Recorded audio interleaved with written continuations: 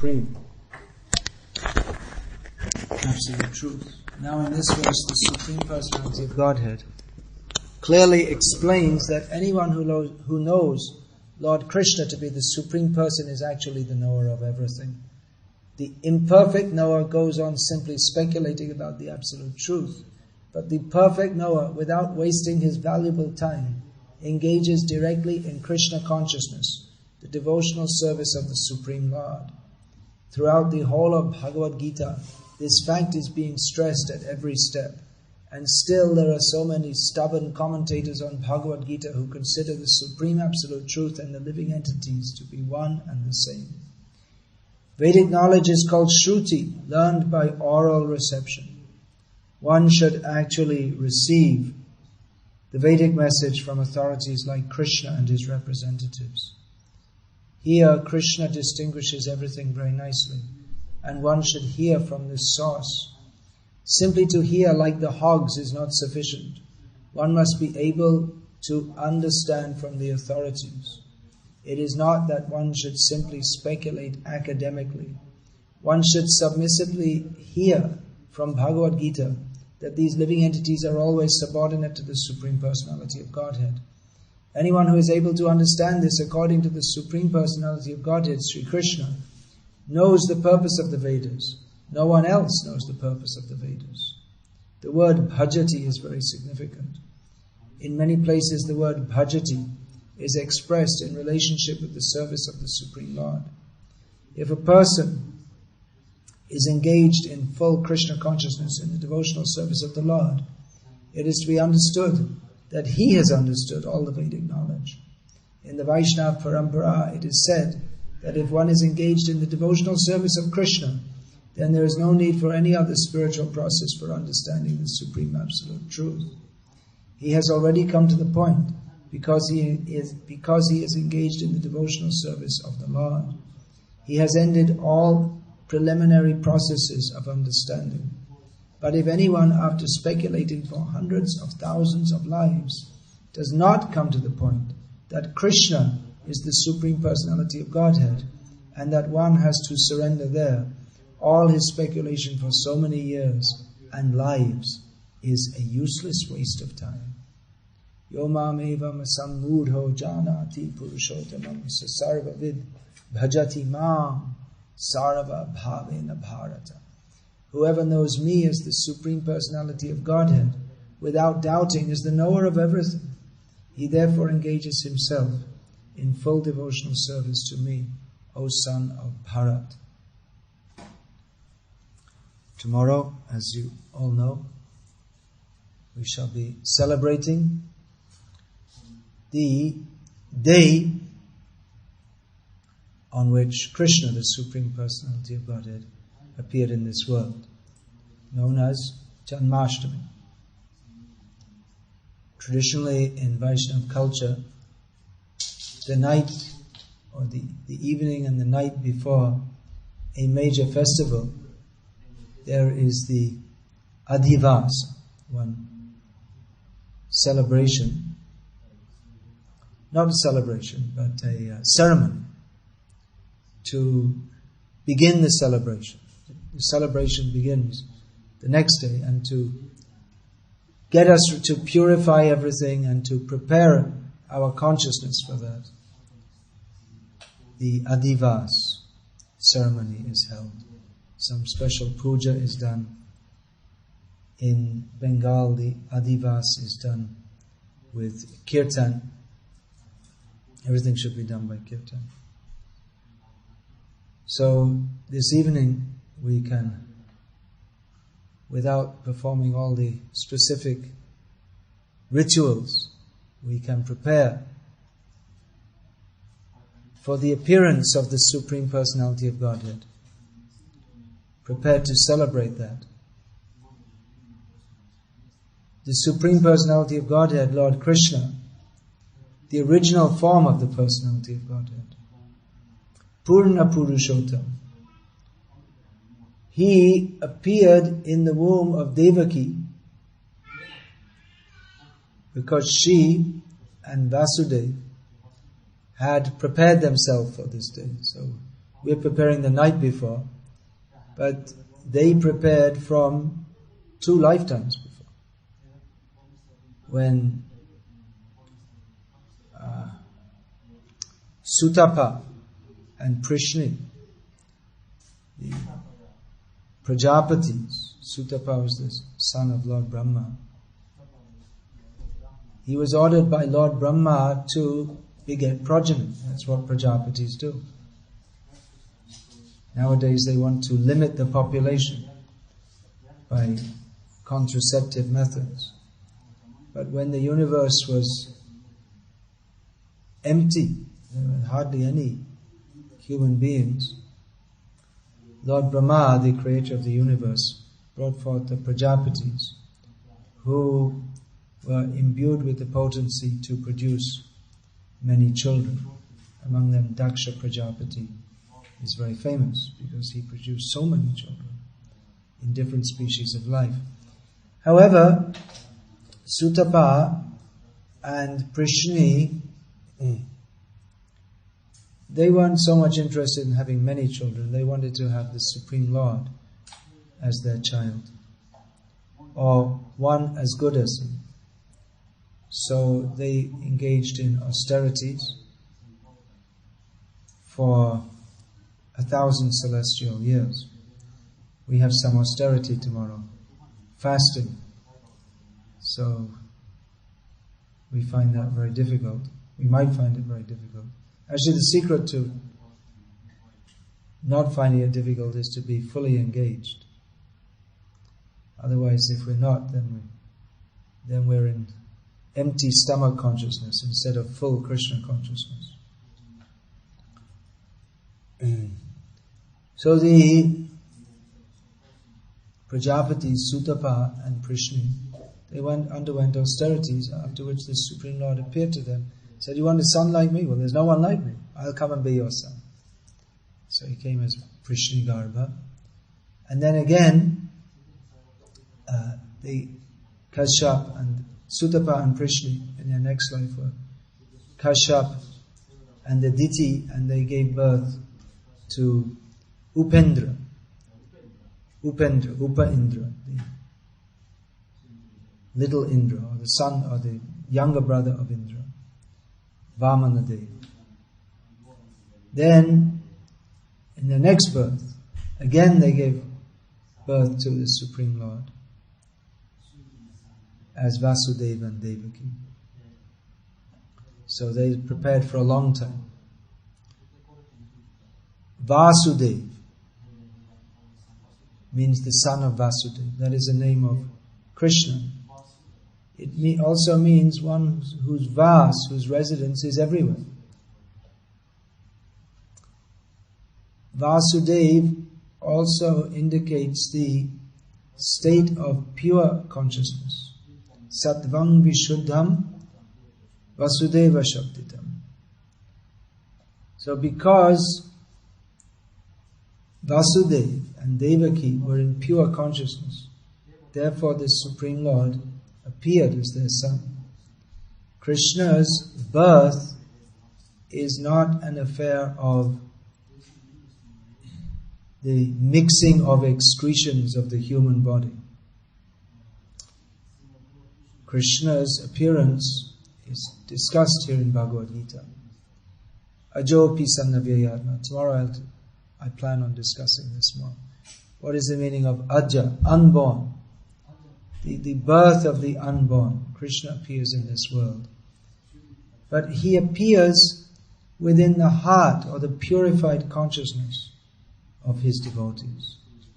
So Vasudeva and Devaki, they prepared themselves for a very long time, desiring only to have the Supreme Lord as their son.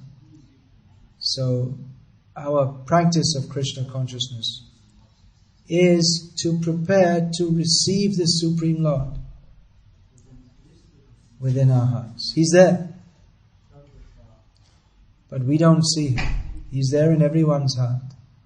Ishvara sarva bhutanam hridesha junatishtati.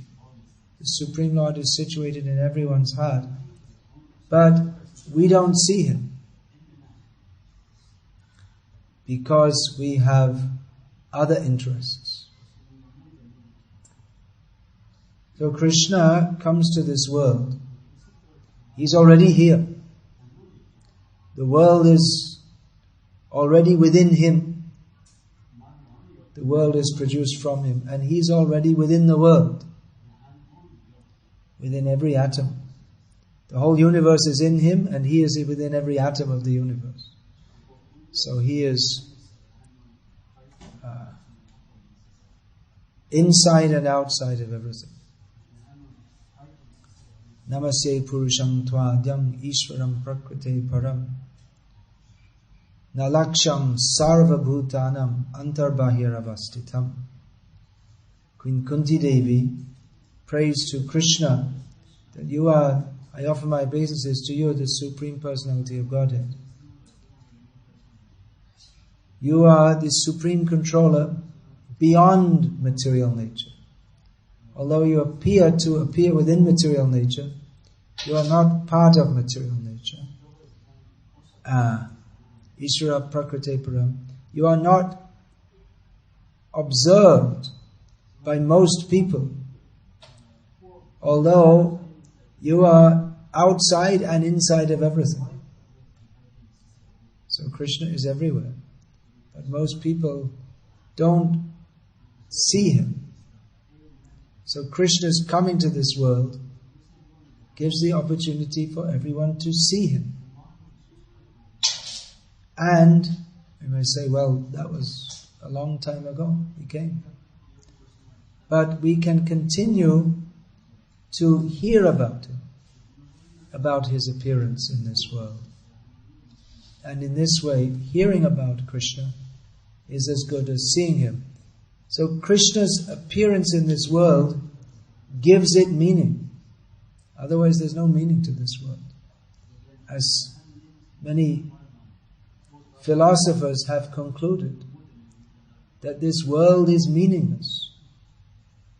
It seems to be bizarre that there's so much order within the universe, but for all the order and for all the struggle and endeavor of all living beings, we simply die. So everything seems to be absurd. It seems to be like some Kafka novel in which you don't know what's going on or why, but whatever it is, it doesn't seem very good. The conclusion is, you don't know, but it's miserable. So Krishna comes to show there is a reason for everything, and I am behind everything, sarva karana karana, and there is hope, great hope.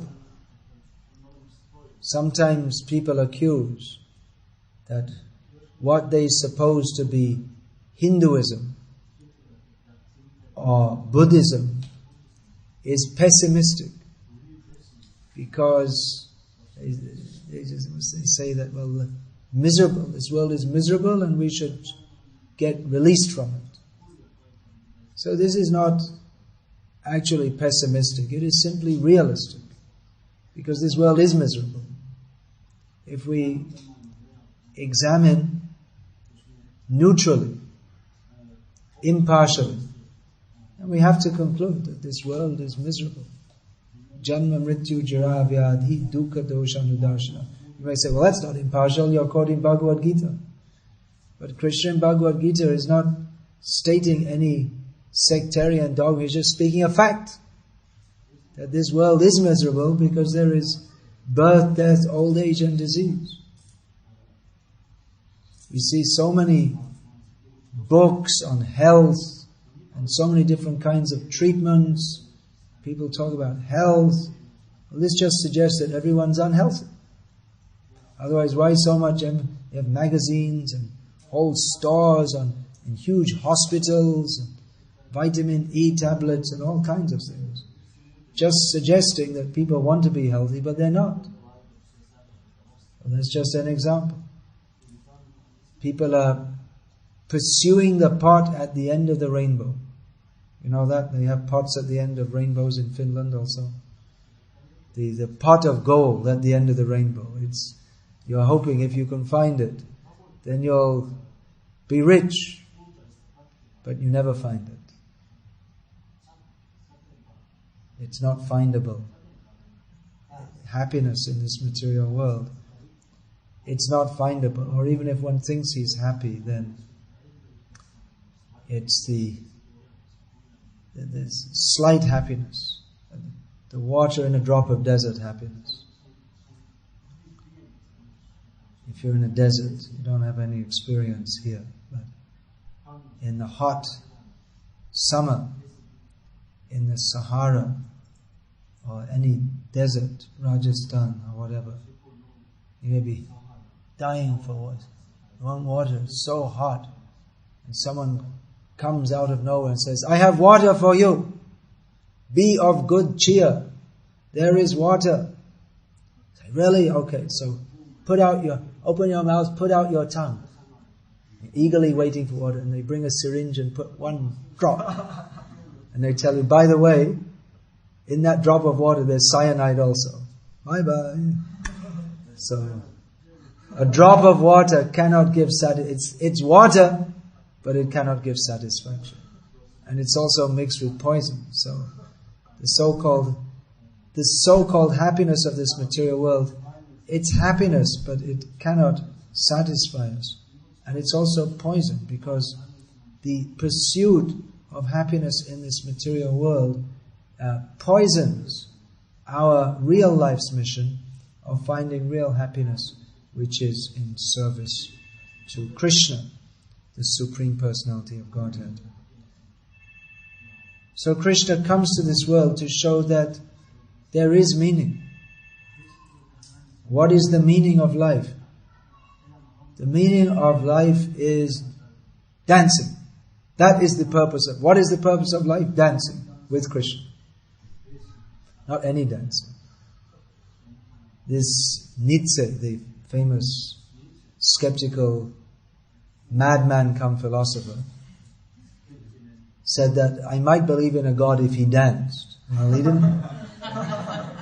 he didn't know. He only knew about God who sits on a cloud and curses people and burns them in hell forever. He didn't know about God who dances. He dances and dances, and then he comes as Chaitanya Mahaprabhu and brings us all to dance with him.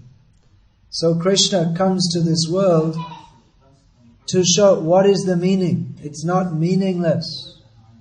There is meaning. It's not just some kind of big cosmic accident. We see the whole universe is running on with order. If there was no order, then there would be no science. Science means to study the order in the universe and to attempt to manipulate it for the supposed good of the human race. So there's order. So if there's order, there should be some meaning. Unless there's some madman or mad being who set it all up just to torture us. There's order. Someone must have put it together. You don't find it. All these buildings here, they didn't come into being by chance. That one day there was a big storm, and then this building came up. So you might say, well, why not? If there were enough storms, then maybe one time all the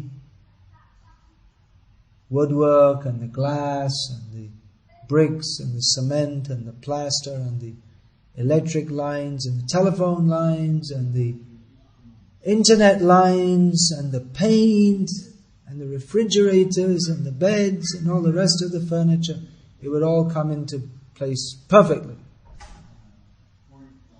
Right? If there were enough storms, surely it would happen by chance, one time.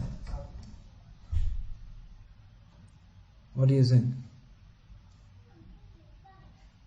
Anyone like to support the building in Helsinki come into being by chance during a rainstorm theory?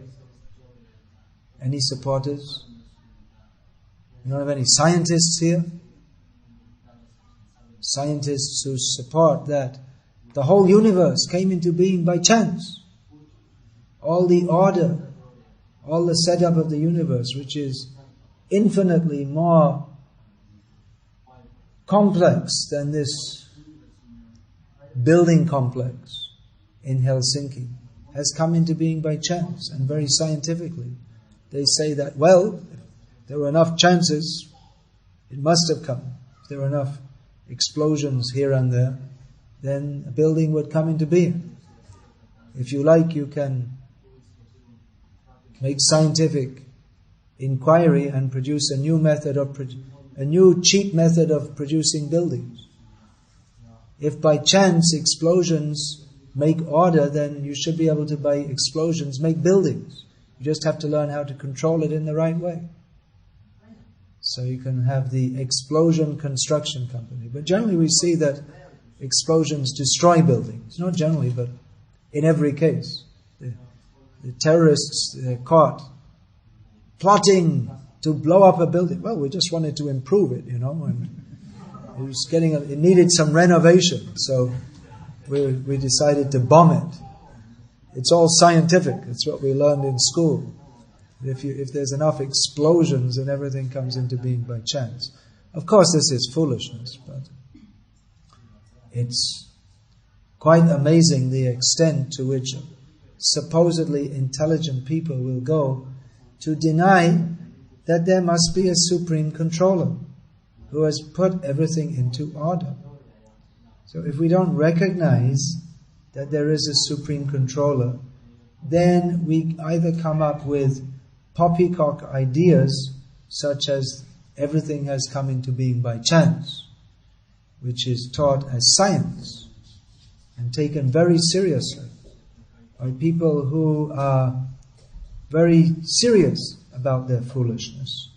They have debate, they have scientific discussions, and they award each other university degrees and Nobel prizes, and they write books, and in this way they're very committed to being the greatest fools in history.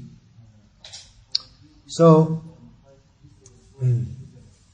one can either, if one doesn't accept there's a supreme controller, he can say everything is coming to being by chance, and then say, well, there's no meaning whatsoever to life. But even to say that there is no meaning to life, even if we say that, by saying that, we're making a philosophical statement, where that means we've considered that what is the meaning, and come to the conclusion there is no meaning. But even to say there is no meaning, that in one way is giving meaning, because it negates all other possible theories of the purpose of the universe. So that is also a philosophical statement. So through all this din of various speculative theories about the meaning or non-meaning of the universe, the purpose or non-purpose of life, Krsna appears in the prison house of Krsna. He appears in the prison house of Krsna. Krsna thinks, I have imprisoned Vasudeva and Devaki, but he is imprisoned by Krishna. Like every other living being in this material world, he is in the prison of the material world, and Krishna appears in Krsna's prison house and immediately leaves it. He demonstrates he's not imprisoned by anyone. He cannot be imprisoned by Krsna and all his lackeys put together. Krishna is independent. But when he goes to Vrindavan, the young baby Krishna dances with the gopis, clapping their hands. And he's tied up by Mother Yashoda. Kamsa cannot hold him in his prison. But Krishna is tied up by the ropes of love of his mother, apparent mother, because Krishna himself is the father and mother of everyone.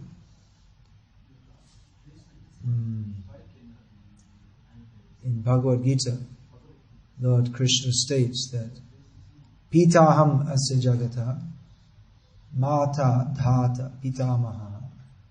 Krishna says, I am the father of the whole universe, and the mother, and the grandfather, and the support of everything. So Krishna, out of love for his devotees, appears within this material world, and to the philosophers, for the faithful philosophers, they can understand he is the Supreme Lord. But Krishna cannot even, he appears in this world and shows, yes, I am God. He shows his universal form, Vishvarupa. Yes, I am God. No, all the demons cannot subdue him. So all the demigods come to pray to him. Yang Brahma, Varanendra, Rudra, Maruta, Stunvanti, Divyaistavai. All the demigods offer him prayers. But he shows that even a higher principle than being the orderer, the controller, which we presume to be the function of God. The benevolent, who is God? He's if we want to define God, we'll say the supreme benevolent being. Or if we think that Satan is supreme, then we'll say the supreme malevolent being. But actually there is no Satan. There's no competitor. It's not that there are independent forces of good and evil and God is battling with the forces of evil. It's not like that. It's another phase of misunderstanding bordering on atheism, that God has got a competitor. Satan. No. Krishna is fully in control of everything. But, even so, there is another principle, even more than his godness. His being God means he is the supreme controller. Etad Ishanam Isyasya Prakriti Stho Pitat Gunai Na Yujjate Sadatmasthai Yatha Buddhistada. The godness of God, or the Ishanam, the quality of being the controller of Isha, the controller, is manifest in that even though he appears within this material world, but he is Ishvaram Prakriti Param. He always remains above this material world. He's not affected by this material world. He's never part of it. And even his devotees, his pure devotees, they appear in this world, they're of the same quality. When Krishna comes, he comes with his devotees. And they're also, like him, not part of this world. So that is the godness of God. He is the supreme controller. Even though he appears within this material world, he is not affected by it. He is always in control of it. It's just like if the king may decide to visit the prison house. So he's also within the prison house, but he's not.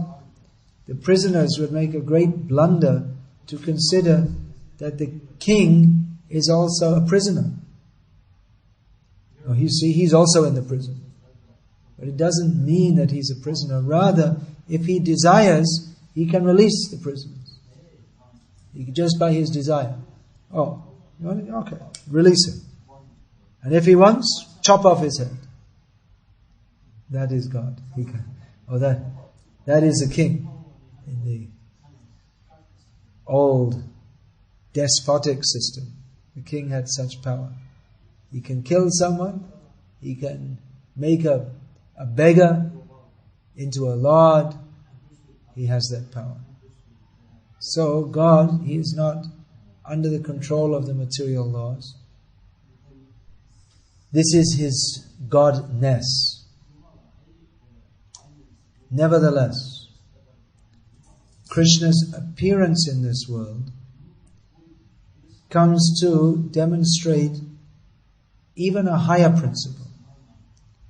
Philosophically, we can surmise, if one is somewhat philosophical and pious, one can surmise that there should be a controller. It's not needed for Krishna to appear in this world to show that there's a controller. But He comes particularly to demonstrate that He is not simply a force or a concept, but He is Purushottama.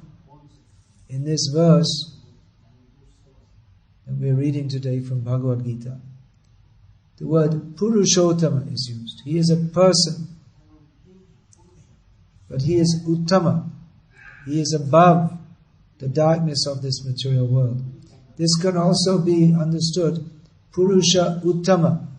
He is above all other persons. He's a person. Or He's above all persons. That doesn't mean He's a non-person, but He is a person not like the other person. He's a supreme person, very simply to state. He is the supreme person. But a person means personality.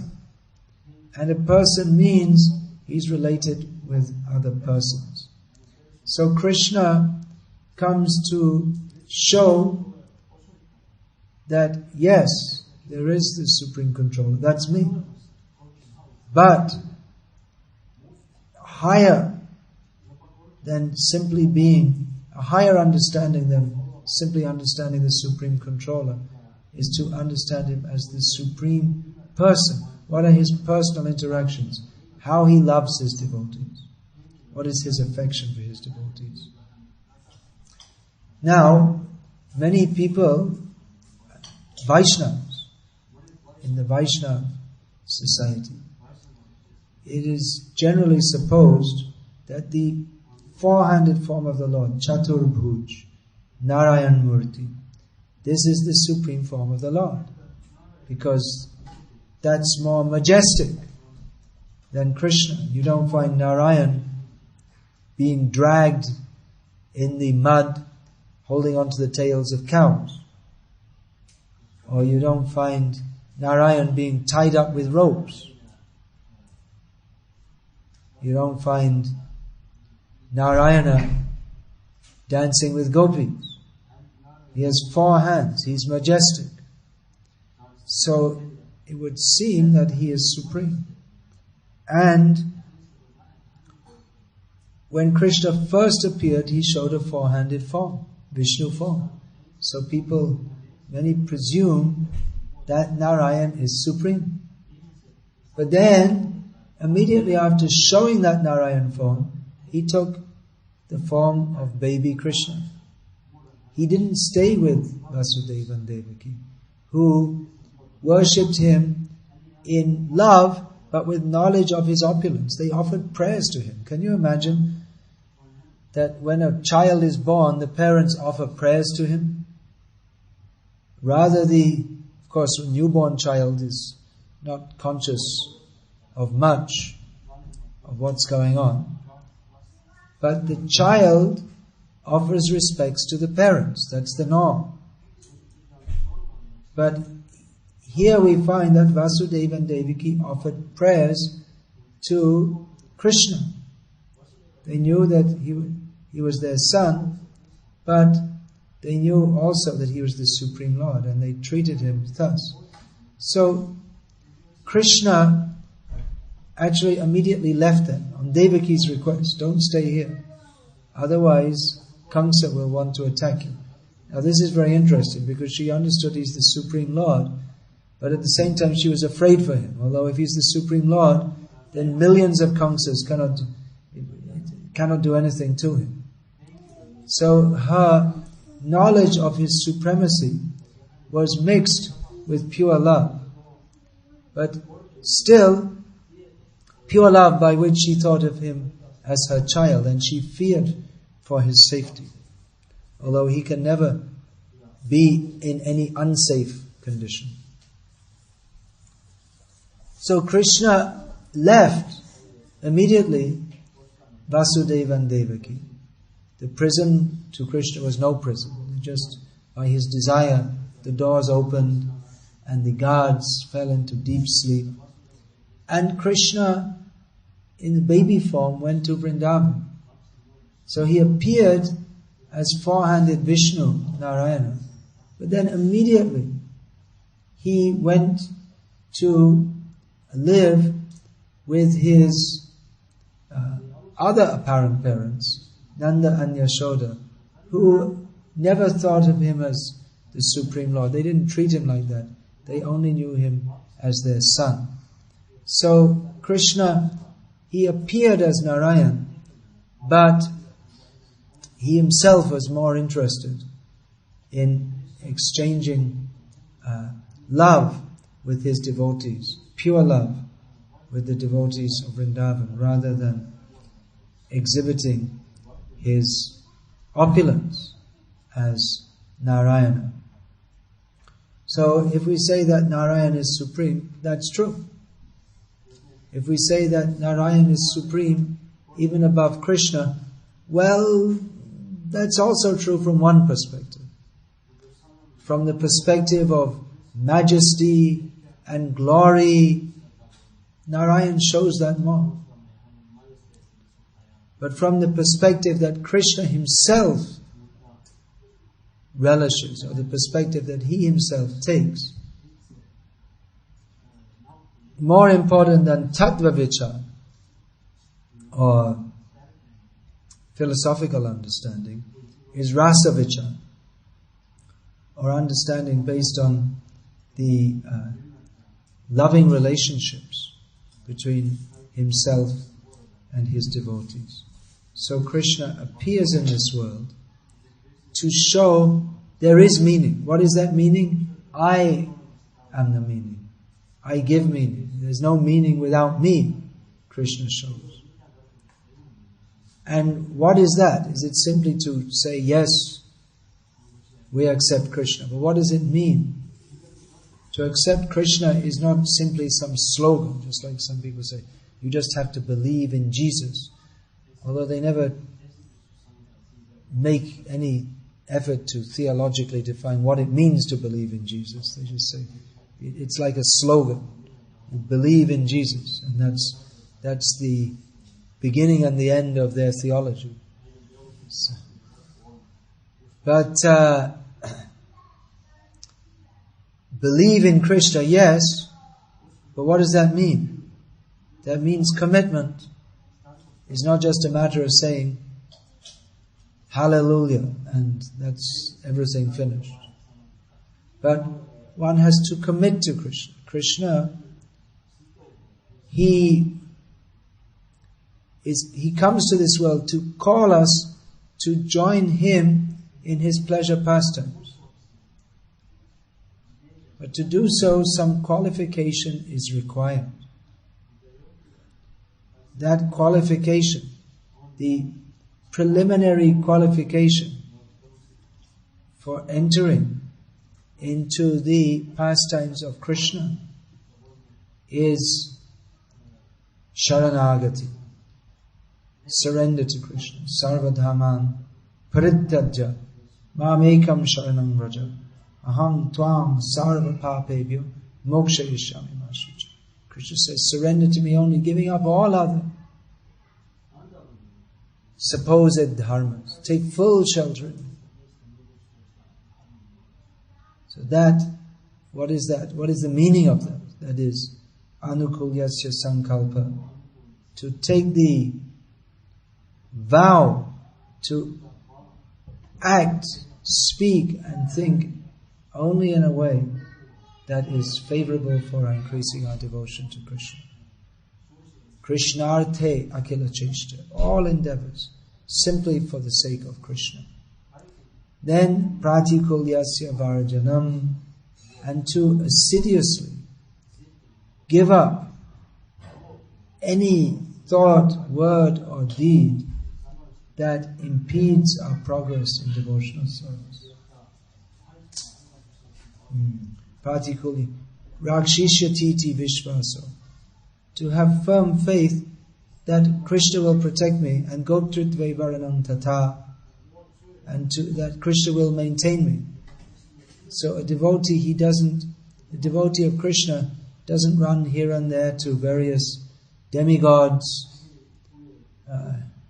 Simply take shelter of Krishna.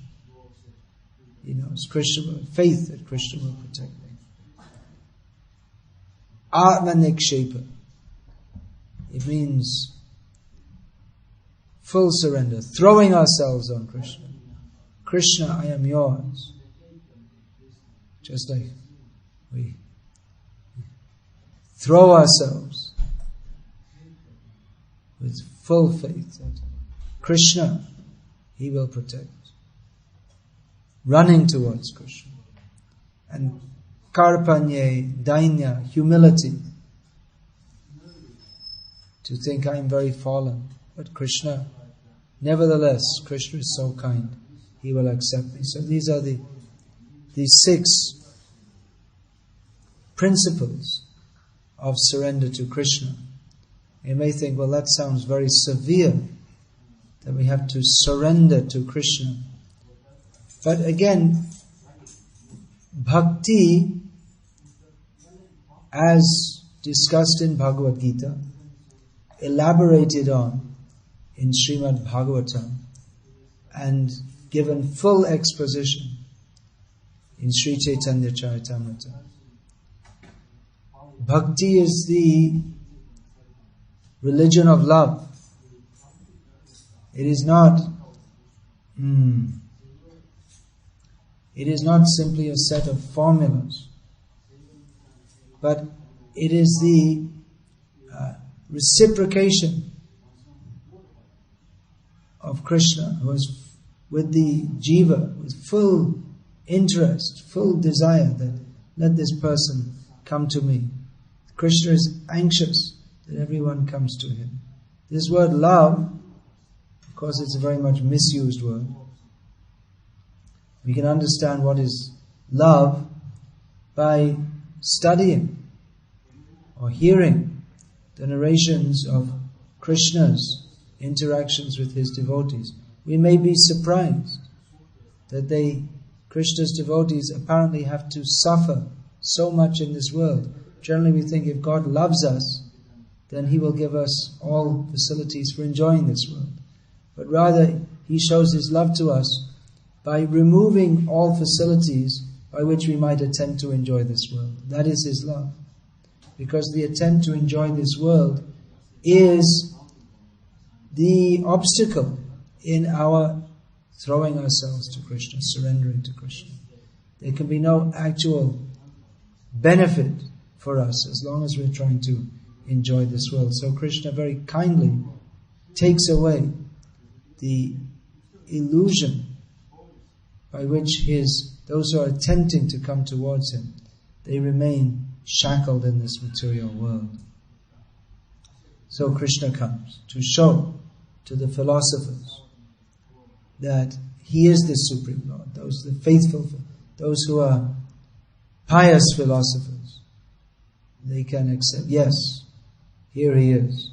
This is the meaning of life. And for those who are even more advanced, Krishna comes specifically for them to give sakha to His devotees, that those who are living in this world and just desiring Krishna, Krishna comes to fulfill the desires of his devotees, and to perform wonderful pastimes by which devotees, even in future generations, by hearing of them, they will become attracted and want to take part in that. We have the pastimes of Krishna recorded in the scripture, particularly in the Srimad Bhagavatam. There are many biographies. There is one website with 20,000 mini biographies.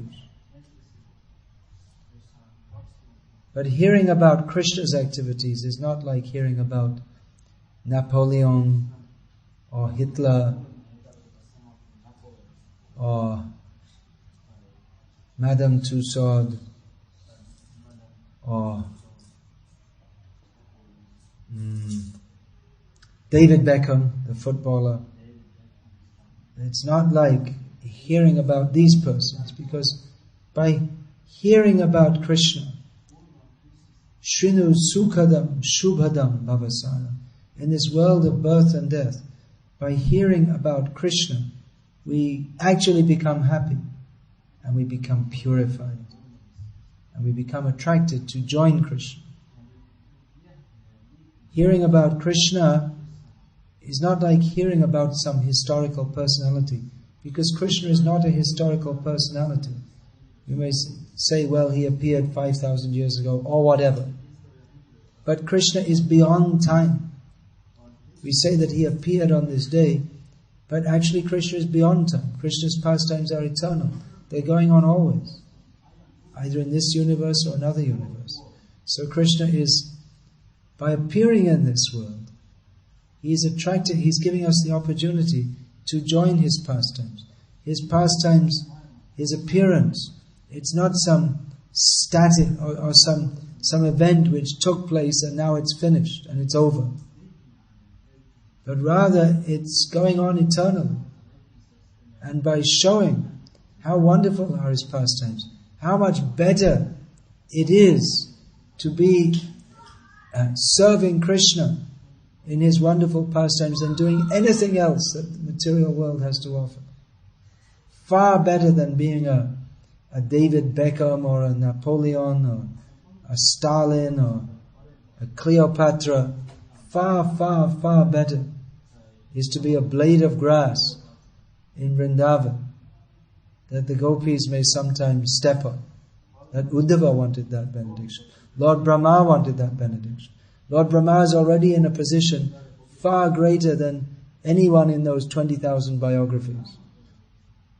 But he is desiring, may I become a blade of grass in Vrindavan, so that the devotees of Krishna may sometimes place their feet upon me and I become purified.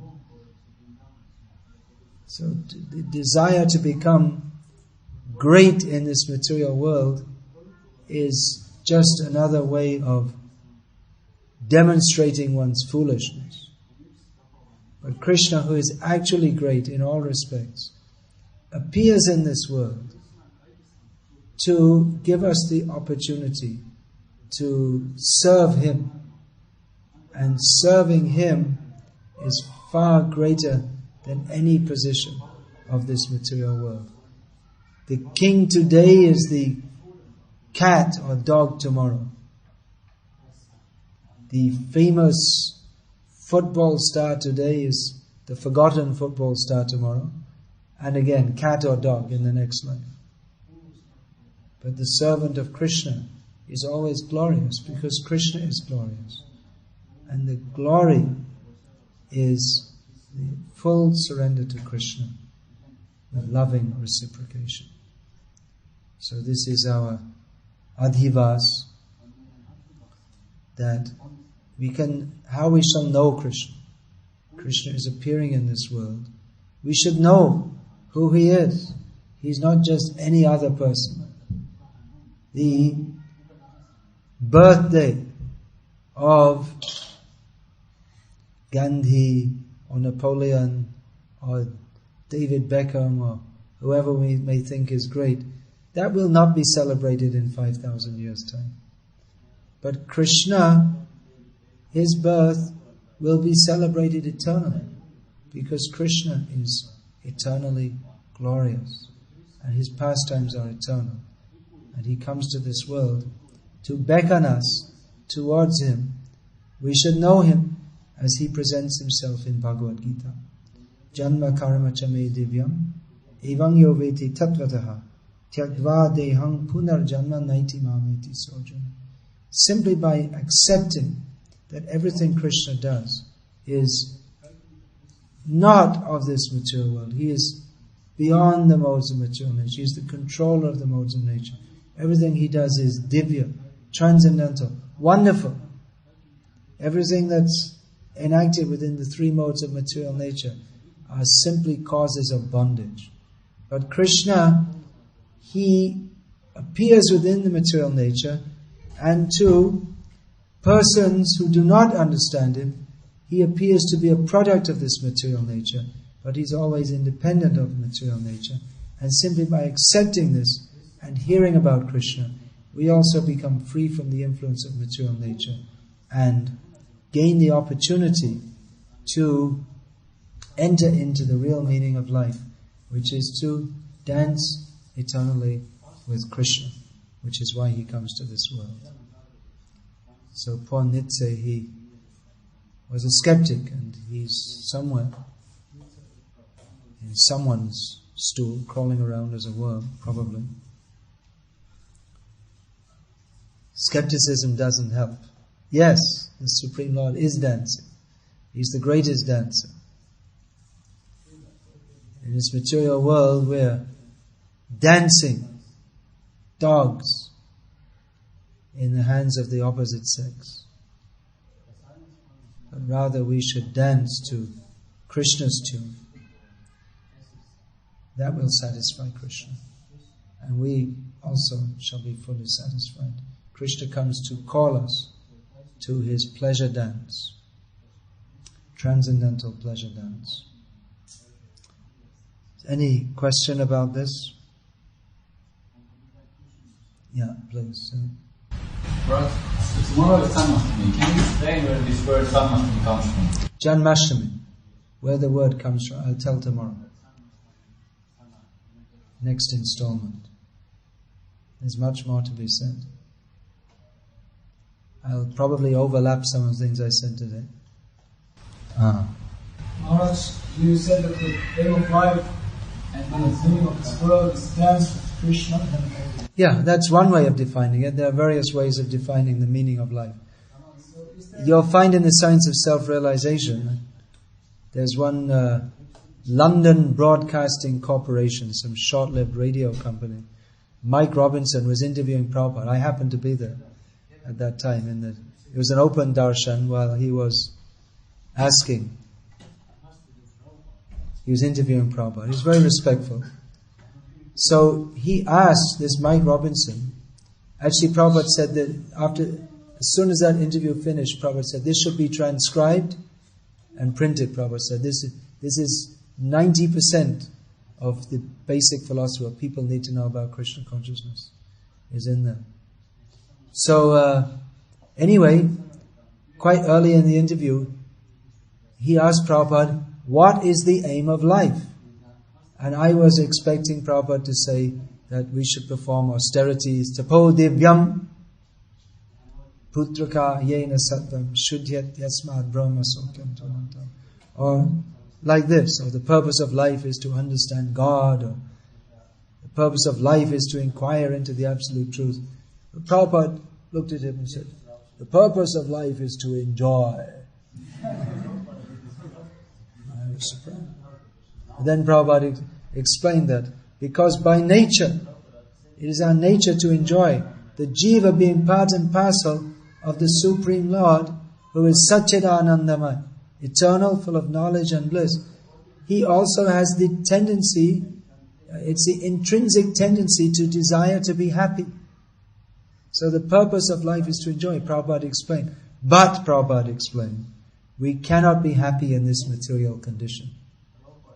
So we have to find that happiness, which is Brahma Sokyam Tvananta, transcendental happiness, which is unlimited and eternal. course, he didn't exactly say it in those words, but I'm paraphrasing. What was your question? So is there a difference between chanting with Krishna and dancing with Krishna and dancing in Kirtan? Is there a difference between dancing in Kirtan and dancing with Krishna? Not your Kirtan, where you are dancing now.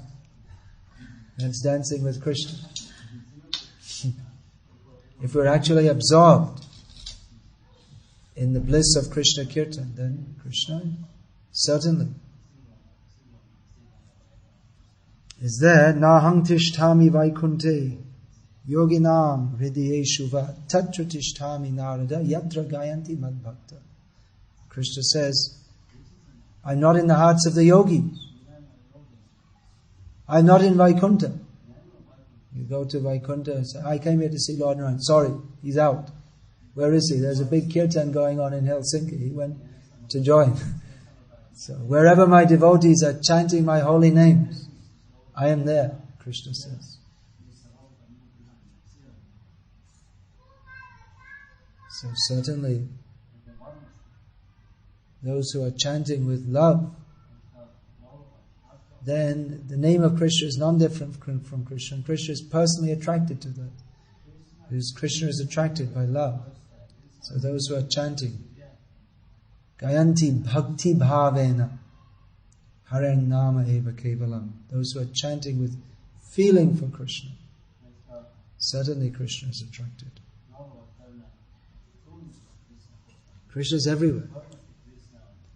But we find Him, or He reveals Himself to us through our service. What's that verse? Krishna reveals Himself through service, beginning with chanting the holy names.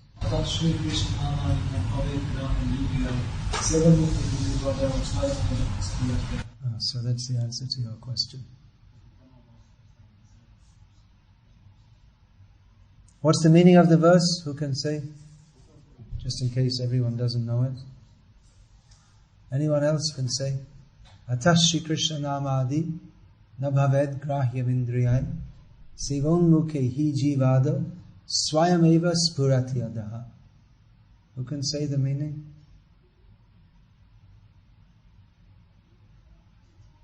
The name, form, qualities, pastimes, etc. of Krishna cannot be perceived by the materially contaminated senses. But when one becomes inclined to serve Krishna through the senses, beginning with the tongue, then Krishna personally reveals Himself to such a devotee.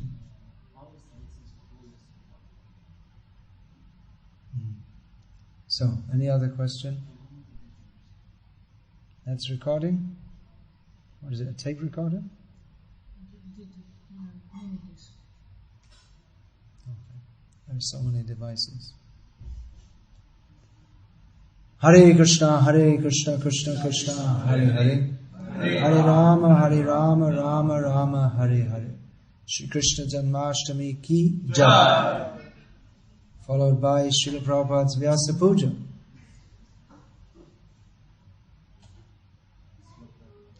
What's that?